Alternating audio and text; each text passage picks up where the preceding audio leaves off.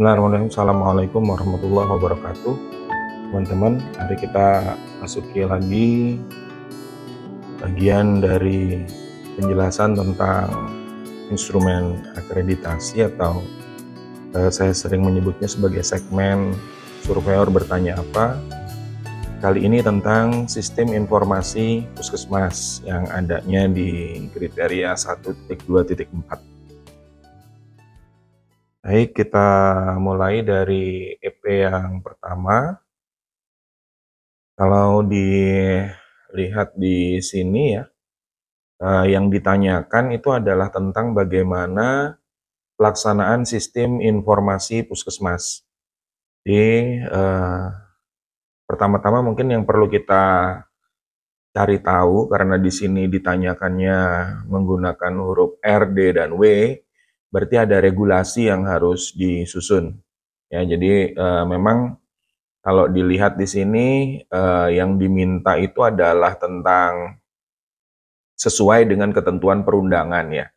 Jadi ada kemungkinan kita bisa menyediakannya peraturan dari eksternal, tapi juga kita bisa menyediakannya dengan peraturan-peraturan dari internal ya. Jadi peraturan internalnya antara lain apakah ada regulasi yang bisa menaungi dari pelaksanaan kegiatan di sistem informasi puskesmas ini. Nah, kalau kita tahu di sini bahwa dalam melaksanakan kegiatan sistem informasi puskesmas ini ada aturan-aturan yang sudah bisa kita gunakan. Antara lain adalah Permenkes nomor 31 tahun 2019 ya. Kalau lihat itu, maka ada di dalamnya ada aturan juga bahwa pelaksananya adalah tim. Pelaksananya adalah tim sistem informasi yang berada di bawah kepala tata usaha atau bagian tata usaha, ya, malah bagian tata usaha. Nah, kalau dilihat ini, maka berarti ada SK penetapan tim yang melaksanakan sistem informasi puskesmas. Ya, setidaknya ada SK Kepala Puskesmas yang mengatur sistem informasi puskesmas. Ini saya akan menanyakan biasanya itu dulu, kemungkinan besar. Apakah ada pengelolanya? Nah, kalau ada pengelolanya, siapa? Bisa lihat SK-nya apa enggak, gitu ya. Kemudian setelah itu, baru masuk kepada tahapan pelaksanaannya. Kalau dilihat di dalam EP-nya kan dilaksanakan pengumpulan, penyimpanan, analisis data, laporan, dan distribusi dari informasi. Nah, kalau lihat itu, maka bagaimana pelaksanaannya? Pelaksanaannya itu seperti apa? Pengumpulannya seperti apa? Penyimpanannya seperti apa? Analisis datanya, ada nggak regulasi yang sudah menaungi untuk kegiatan pelaksanaan ini? Misalnya mungkin ada pedoman tentang bagaimana sistem informasi puskesmas, walaupun mungkin nanti merupakan internalisasi dari PMK nomor 31 tahun 2019. Nggak apa, yang penting kita sudah punya tentang bagaimana pelaksanaan sistem informasi puskesmas tersebut. Nah, kalau sudah bisa menggambarkan bagaimana D-nya, walaupun itu hanya foto yang diberi narasi, misalnya bagaimana pelaksanaannya, kemudian bagaimana kumpulan dokumennya ada ditaruh di mana, pada saat penyimpanan itu seperti apa, pada saat pengumpulan seperti apa, pada saat melakukan analisis data seperti apa, istilahnya PMK 31 itu adalah pembersihan data, kemudian pelaporan serta distribusi informasinya seperti apa itu bisa dilakukan dalam bentuk-bentuk seperti tadi, diperlihatkan format-formatnya, yang non-format seperti apa, maka ini sudah bisa untuk menggambarkan bagaimana pelaksanaannya. Nah, perundangannya mungkin bisa diambil yang dari PMK 31 tahun 2019 ini. Kemudian juga ada satu lagi peraturan yang baru saja keluar, yaitu PMK nomor 18 tahun 2022 tentang sistem informasi juga ya. Jadi bagaimana sistem informasi di puskesmas dilaksanakan, tapi lebih kepada bagaimana sistem informasi ini nampaknya akan berupa model digital dari penyimpanannya ya. Jadi nanti akan kita bahas tersendiri untuk yang seperti itu. Kemudian selanjutnya di EP kedua itu apakah sudah dilakukan evaluasi terhadap sistem informasi puskesmas. Nah, di sini mungkin saya cuma sekedar meminta ada semacam matriks ya, matriks evaluasi dari sistem informasi puskesmas.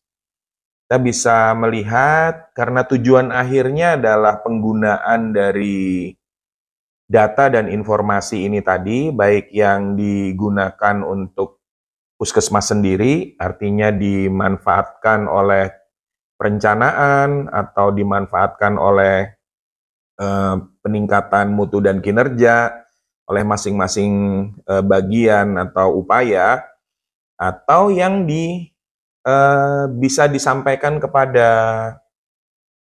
masyarakat, ya, disampaikan secara luas untuk dikonsumsi oleh masyarakat, informasi yang sudah diolah, yang kemudian disampaikan ke masyarakat. Nah, di sini itu adalah bagian output ya. Kalau misalnya ada kendala, ada apa yang mungkin menghalangi dalam pelaksanaan kegiatannya sehingga outputnya kurang berhasil, misalnya itu bisa disampaikan di dalam evaluasi. Kalaupun tidak dapat di outputnya, apakah pelaksanaannya, jadi di dalam prosesnya, apakah pelaksanaannya bisa berjalan? Jadi misalnya saja dengan melihat apakah pengumpulan ada permasalahan, apakah penyimpanannya ada permasalahan, saat melakukan analisis data apakah ada permasalahan, waktu melakukan pelaporan kepada Dinas Kesehatan, apakah ada permasalahan-permasalahan tertentu yang perlu dibahas di dalam evaluasi. Begitu juga pada saat melaksanakan distribusi informasinya, apakah ada permasalahan di dalamnya. Itu. Kemudian kalau misalnya pun masih belum juga, apakah bisa beranjak lebih jauh, misalnya apakah tim sudah terbentuk, apakah dari tim ini sudah mempunyai sarana prasarana, apakah misalnya ada pedoman atau cara atau bagaimana cara melakukannya sudah dijelaskan atau tidak kepada tim, sehingga akhirnya tim bisa memahami bagaimana cara melaksanakan kegiatan. Ini perlu juga dimasukkan ke dalam evaluasi bila bagian-bagian tadi memang belum bisa dilihat, gitu ya. Untuk yang kedua ini, apakah sudah dilakukan evaluasi tadi juga beserta dengan apakah sudah dilakukan tindak lanjut ya. Jadi apakah sudah ditindaklanjuti. Jadi kalau misalnya sudah ada hasilnya, sudah RTL sudah terbentuk, sudah ada evaluasi, ada analisis penyebabnya apa, dan kemudian sudah dibuatkan rencana tindak lanjutnya, dalam misalnya itu dilaksanakan di periode sebelumnya, 6 bulan sebelumnya misalnya, atau 1 tahun sebelumnya, ada hasil evaluasinya sampai dengan terbentuk RTL, apakah sudah ditindaklanjuti pada periode yang sekarang, semester ini atau di tahun ini.